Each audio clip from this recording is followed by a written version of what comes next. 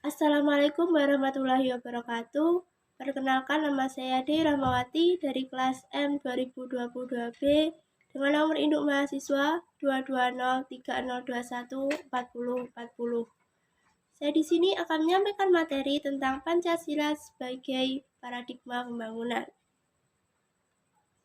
Pengertian Pancasila sebagai paradigma pembangunan.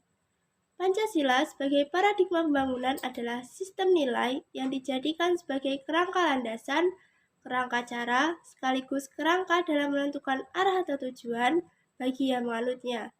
Dan Pancasila merupakan dasar negara bagi bangsa Indonesia. Pancasila sebagai paradigma pembangunan politik. Pancasila dalam pembangunan politik harus dapat meningkatkan harkat dan martabat manusia dengan menempatkan kekuasaan tertinggi dari rakyat, oleh rakyat, dan untuk rakyat, di mana sistem politik yang sesuai dengan Indonesia adalah Pancasila. Namun, pada kenyataannya, selama periode Orde Lama hingga Orde Baru, Pancasila sebagai paradigma pembangunan politik belum terlaksana dengan semestinya. Pada masa Orde Lama, di periode 1945 sampai 1950, konstitusi yang digunakan oleh negara Indonesia pada saat itu adalah UUD 1945 yang bersifat presidensil.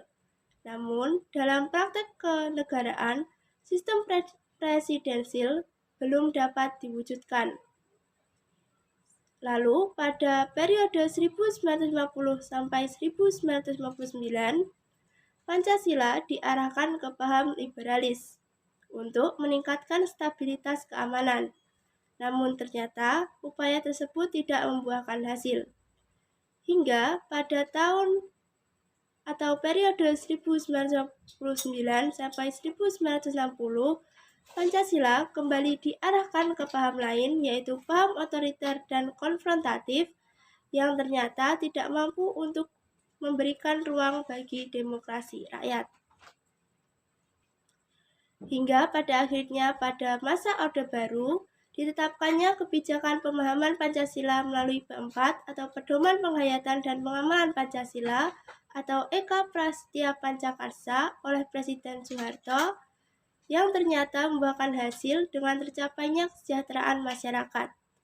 Namun, seiring berjalannya waktu, Pancasila diarahkan menjadi ideologi yang hanya menguntungkan satu golongan, yaitu loyalitas tunggal pada pemerintah, dan demi persatuan dan kesatuan, hak-hak demokrasi dikekang, yang mengakibatkan terjadinya krisis politik di Indonesia.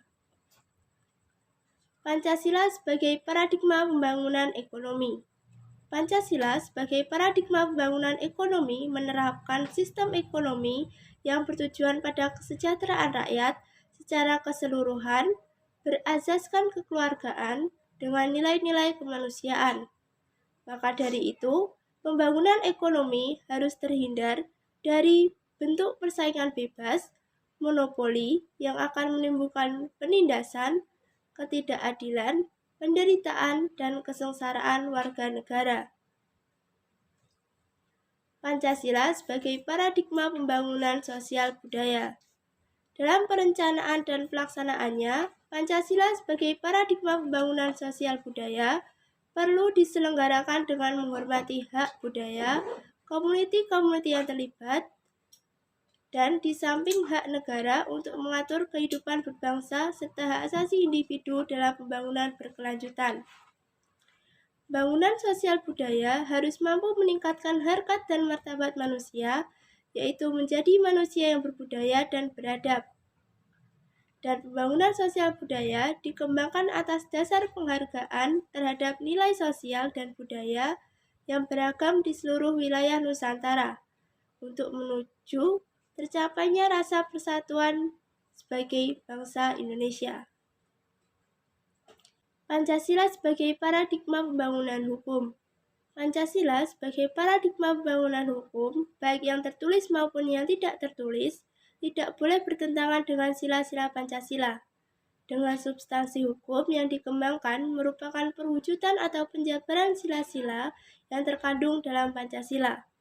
Karena zaman terus berkembang, maka diperlukan pembaharuan hukum, di mana pembaharuan hukum maupun produk hukum di Indonesia haruslah merupakan cita-cita hukum dan merupakan esensi-esensi dari sila Pancasila. Pancasila sebagai paradigma pembangunan Hankam.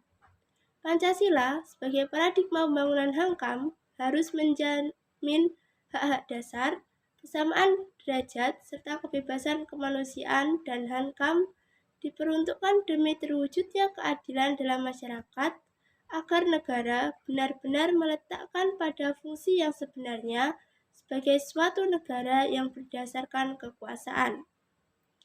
Pancasila sebagai paradigma pertahanan dan keamanan telah diterima bangsa Indonesia yang tertuang dalam Undang-Undang Nomor 3 Tahun 2001.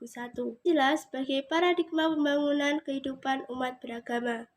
Paradigma Pancasila dalam pembangunan kehidupan umat beragama menciptakan sikap toleransi antar umat beragama yang membentuk kerukunan antar umat beragama dalam perspektif Piagam Madinah yang intinya adalah semua umat Islam meskipun dari banyak suku merupakan satu komunitas atau umatan wahidah, serta hubungan antara sesama anggota komunitas Islam dan antara komunitas Islam dan komunitas lain didasarkan dari berbagai prinsip, yaitu bertetangga dengan rukun, saling membantu dalam menghadapi musuh bersama, membela yang teraniaya, saling menasihati dan menghormati mengenai kebebasan beragama.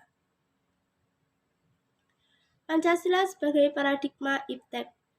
Pancasila sebagai paradigma iptek dijadikan sebagai pedoman dalam penggunaan iptek dalam kehidupan sehari-hari, agar masyarakat Indonesia terhindar dari dampak negatif iptek, yaitu kemudahan dalam mengakses informasi yang disalahgunakan untuk menonton video porno ataupun untuk mengakses hal-hal yang berbau dewasa. Iptek juga memiliki dampak positif, misalnya memberikan kemudahan dalam berkomunikasi walaupun terhalang oleh jarak yang jauh, yaitu dengan media telepon atau handphone. Mekanisme perumusan Rencana Pembangunan Jangka Menengah Nasional atau RPJMN. Pertama, membuat konsep rancangan teknokratik. 2. Dilakukannya sosialisasi dan penjaringan aspirasi masyarakat dan pakar. Ketiga, penyampaian rancangan teknokratik kepada KL. 4. Penetapan presiden terpilih.